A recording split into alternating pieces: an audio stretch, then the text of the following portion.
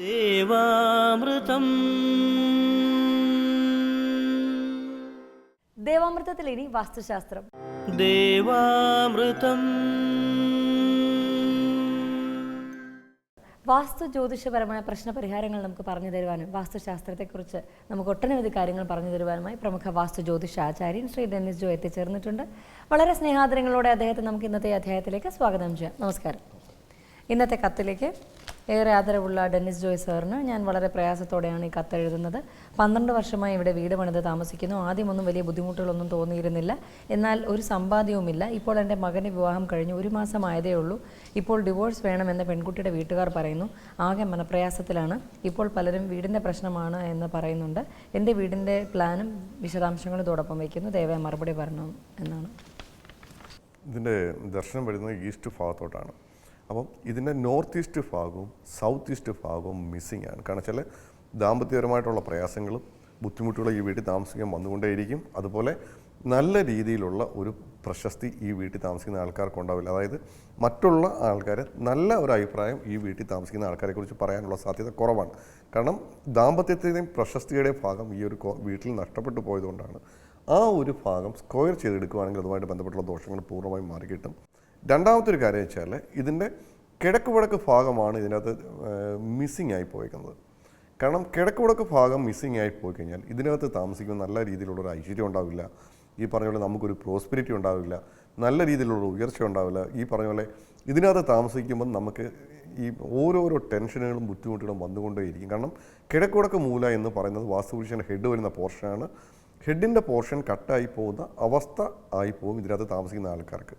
കാരണം ആ ഒരു ഭാഗം സ്ക്വയർ ചെയ്തെടുക്കുമ്പം അതുമായിട്ട് ബന്ധപ്പെട്ടുള്ള വിഷയം പൂർണ്ണമായിട്ടും മാറിക്കിട്ടും. അതുപോലെ തെക്ക് കിഴക്ക് ഭാഗത്തായിട്ടൊരു വഴിമുട്ടുണ്ട്. ഇങ്ങനെ തെക്ക് കിഴക്ക് ഭാഗത്തായിട്ട് വഴിമുട്ട് വന്നു കഴിഞ്ഞാൽ ഇങ്ങനെയുള്ള വീടുകളിൽ താമസിക്കുന്ന ആൾക്കാർക്ക് ദാരിദ്ര്യം വിട്ടു മാറില്ല. കാരണം എത്ര പൈസ ഉണ്ടെങ്കിലും നമുക്ക് ആവശ്യത്തിന് തികയാത്ത അവസ്ഥയിലേക്ക് പോകും. അതുപോലെ അസുഖങ്ങളൊക്കെ വരാനുള്ള സാധ്യതയുണ്ട്. അതുപോലെ ഈ വഴിമുട്ടിന് പരിഹാരമായിട്ട് നിങ്ങൾക്ക് ഈ പറഞ്ഞ വഴിമുട്ട് വരുന്ന ആ ഒരു ഭാഗത്തായിട്ട് നിങ്ങൾക്ക് കോൺവെക്സിന് മിറർ വെച്ച് കൊടുത്താൽ വഴിമുട്ടിൻ്റെ ദോഷങ്ങളൊക്കെ ഒരു പരിധി വരെ മാറിക്കിട്ടും. അതുപോലെ പടിഞ്ഞാറ് ഭാഗവും വടക്ക് ഭാഗവും മതിൽ കെട്ടിത്തിരിക്കണം. കാരണം വെച്ചാൽ ഇതിൻ്റെ പടിഞ്ഞാറ് ഭാഗത്തും വടക്ക് ഭാഗത്തും മതിലില്ല. നമ്മൾ നേരത്തെയുള്ള എപ്പിസോഡിൽ പറഞ്ഞിട്ടുണ്ട്, നമുക്കൊരു വീടെടുക്കുമ്പം വീടിൻ്റെ 4 സൈഡും നമുക്ക് മതിൽ കെട്ടി സെപ്പറേറ്റ് ചെയ്തെങ്കിൽ മാത്രമേ വീടിന് വെളിയിൽ നിന്നുള്ള ദോഷങ്ങൾ പൂർണ്ണമായി നിൽക്കുകയുള്ളൂ. അതുപോലെ ഇതിൻ്റെ പടിഞ്ഞാറ് ഭാഗത്തും വടക്ക് ഭാഗത്തും മതിൽ കെട്ടിത്തിരിക്കുമ്പോൾ ആ വിഷയം മാറിക്കിട്ടും. അതുപോലെ വടക്ക് ഭാഗത്തും കിഴക്ക് ഭാഗത്തും മാക്സിമം സ്പേസ് കിട്ടത്തക്കവണ്ണം വേണം ഇതിൻ്റെ അകത്ത് മതിൽ കിട്ടുവാനായിട്ട്. കാരണം വടക്ക് ഭാഗത്തും കിഴക്ക് ഭാഗത്തും മാക്സിമം സ്പേസ് കൊടുത്ത് നമ്മൾ മതിൽ കിട്ടുകയാണെങ്കിൽ തൊഴിൽപരമായിട്ടും ബിസിനസ് പരമായിട്ടുമൊക്കെ നമുക്ക് നല്ല ഉയർച്ച ഉണ്ടാകും.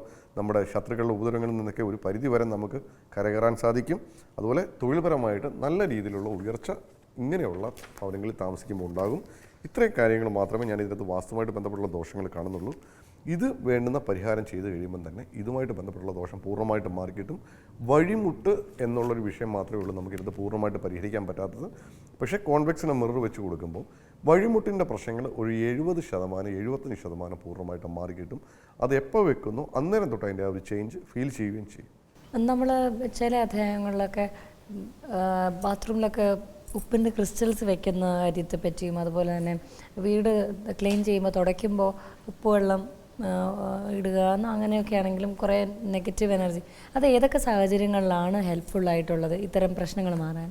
നമുക്ക് ഇപ്പോൾ ചില നമ്മൾ പല സ്ഥലങ്ങളിലും യാത്ര ചെയ്ത് പലയിടത്തും പോയിട്ടൊക്കെ ആയിരിക്കും നമ്മൾ ചിലപ്പം വരിക. ചിലപ്പോൾ മാർക്കറ്റിൽ പോകാം, ചിലപ്പം വലിയ തിരക്കേറിയ സ്ഥലങ്ങളിൽ പോകാം. അപ്പം നമ്മുടെ ഷർട്ടുകളിലും നമ്മുടെ പാൻസിലും മുണ്ടിലും ഒക്കെ ഈ ഒരു നെഗറ്റീവ് എനർജിയും ഊർജ്ജങ്ങളും ഒക്കെ ഉണ്ടാവും, അണുക്കളുണ്ടാവാം.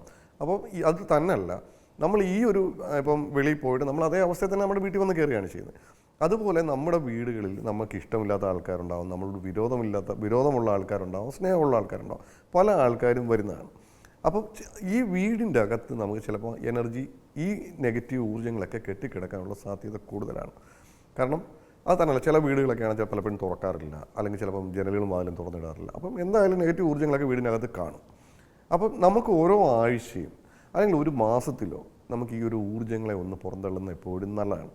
അപ്പം നമ്മൾ ഈ പറഞ്ഞ പോലെ ഒരു ബക്കറ്റ് വെള്ളം എടുത്തിട്ട് അതിനകത്ത് ഒരു പിടി ഉപ്പിടുക.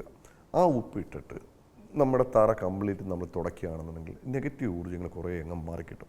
അതായത് നെഗറ്റീവ് ഊർജ്ജമായിട്ട് കിടക്കുന്ന ഭാഗങ്ങൾ കംപ്ലീറ്റ് നമ്മൾ ശുദ്ധീകരിക്കുന്നതിന് ഇത് കാരണമായി തരും. അതുപോലെ ടോയ്ലറ്റ് ഉണ്ടെങ്കിൽ ടോയ്ലറ്റിൽ നമുക്ക് കല്ലുപ്പ് നമുക്ക് വെക്കുകയാണെങ്കിൽ ആ ടോയ്ലറ്റിൽ നിന്ന് വരുന്ന നെഗറ്റീവ് ഊർജ്ജത്തെ പെട്ടെന്ന് ഇത് ഒബ്സർവ് ചെയ്യും. അത് ഈ ഉപ്പ് അലിഞ്ഞു പോവുകയാണെങ്കിൽ അത് വീണ്ടും റീഫ്രഷ് ചെയ്തിട്ട് വെക്കുക. അതേപോലെ നമുക്ക് ഈ നെഗറ്റീവ് ഊർജ്ജം വരുന്ന ഭാഗങ്ങൾ എവിടെയൊക്കെ ഉണ്ടോ അവിടെയൊക്കെ നമുക്ക് കല്ലുപ്പ് നമുക്ക് ചെറിയ പ്ലാസ്റ്റിക്കിൻ്റെ ബൗളിലാക്കി നമുക്ക് വെക്കാൻ പറ്റും. മൂന്നാമത്തെ ഒരു വിഷയം, ഇപ്പം പറഞ്ഞ പോലെ നമുക്ക് തറയെല്ലാം തുടച്ച് കഴിഞ്ഞിട്ട് നമുക്ക് ജനലും വാതിലും എല്ലാം തുറന്നിട്ടിട്ട് നല്ല പോലെ കുന്തിരിക്കാൻ പോവുകയാണെന്നുണ്ടെങ്കിൽ ഈ രോഗാണുക്കളൊക്കെ ഉണ്ടെന്നുണ്ടെങ്കിൽ അത് നശിച്ചു പോകുന്നതിനും നെഗറ്റീവ് ഊർജ്ജങ്ങളൊക്കെ മാറുന്നതിനും ഒരു പോസിറ്റീവ്നെസ് അവിടെ നിറയ്ക്കുന്നതിനൊക്കെ അത് കാരണമായി തരും. ഇപ്പോൾ കുന്തിരിക്കാൻ പോകാൻ പറ്റുന്നില്ല, നല്ല സാമ്പ്രാണി കത്തിച്ചാലും ഈ വിഷയങ്ങളും മാറി കിട്ടും. അപ്പോൾ ഇടയ്ക്ക് നമുക്ക് ഈ പറഞ്ഞ പോലെ നമ്മൾ എപ്പോഴും നമ്മുടെ തറകൾ തുടയ്ക്കുന്നില്ലേ, നമ്മുടെ വീടിൻ്റെ തറ മിക്കവാറും നമ്മൾ ഒരു മാസത്തിലോ അല്ലെങ്കിൽ 2 ആഴ്ച കൂടുമ്പോഴോ നമ്മൾ തറ തുടയ്ക്കാറുണ്ട്. അപ്പോൾ അതിൻ്റെ കൂട്ടത്തിൽ ഈ ഒരു കാര്യം കൂടെ ചെയ്തു പോകുകയാണെങ്കിൽ വീടിൻ്റെ അകത്ത് എപ്പോഴും ഒരു ഫ്രഷ്നെസ് നിലനിർത്താൻ സാധിക്കും. ഇപ്പോൾ ബെഡ്റൂമൊക്കെ ആണെന്നുണ്ടെങ്കിൽ ചിലപ്പം ചിലർ ജനലൊന്നും തുറക്കുന്നതായിരിക്കില്ല, അപ്പോൾ അതിനകത്ത് ഊർജ്ജങ്ങളൊക്കെ കെട്ടിക്കിടക്കുന്നതാണ്. അപ്പോൾ ആഴ്ചയിൽ ഒരിക്കലോ 2 ആഴ്ച കൂടുമ്പോഴോ ജനലും വാതിലും ഒക്കെ തുറന്നിട്ടിട്ട് നല്ലപോലെ കുന്തിരിക്കാൻ പോവുകയും തറ ഒരു ഉപ്പുവെള്ളം എന്ന് വെച്ചാൽ നമുക്ക് ലൈറ്റായിട്ടാണ്, കാരണം ഉപ്പുവെള്ളം വെച്ച് തുടച്ചാൽ ചിലപ്പം തറ കംപ്ലീറ്റ് ചിലപ്പം ദ്രവിച്ചു പോകാനത് കാരണമാവും. അപ്പോൾ ഒരു ബക്കറ്റ് വെള്ളത്തിൽ ഒരു പിടി ഉപ്പിട്ടാൽ മതി. അപ്പോൾ തറയെല്ലാം തുടച്ച് നമ്മൾ കുന്തിരിക്കുകയും കത്തിച്ച് പോവുകയാണെന്നുണ്ടെങ്കിൽ കുറച്ചുകൂടി നമ്മുടെ വീട്ടിലേക്ക് പോസിറ്റീവ് ഊർജ്ജത്തെ നമുക്ക് കൊണ്ടുവരാനായിട്ട് സാധിക്കും. അപ്പോൾ നമുക്ക് ആ വീട്ടിൽ താമസിക്കുമ്പോഴും കിടന്നുറങ്ങുമ്പോഴും നമുക്ക് കുറച്ചുകൂടി നല്ലൊരു നവോന്മേഷം ഉണ്ടാകുന്നതിനൊക്കെ അത് കാരണമായി തീരുകയും ചെയ്യും. വാസ്തുശാസ്ത്രത്തിൻ്റെ ഇന്നത്തെ അധ്യായം ഇവിടെ പൂർണ്ണമാവുകയാണ്. വാസ്തു ജ്യോതിഷപരമായ പ്രശ്നപരിഹാരങ്ങൾ വാസ്തു ജ്യോതിഷാചാര്യൻ ശ്രീ ഡെന്നിസ് ജോയിൽ നിന്ന് അറിയുവാൻ ആഗ്രഹിക്കുന്നവർ താഴെ കാണുന്ന നമ്പറിൽ അദ്ദേഹത്തെ കോൺടാക്ട് ചെയ്യാവുന്നതാണ്. പ്രശ്നപരിഹാരങ്ങൾ സ്വായത്തമാക്കാവുന്നതാണ്. ദേവാമൃതം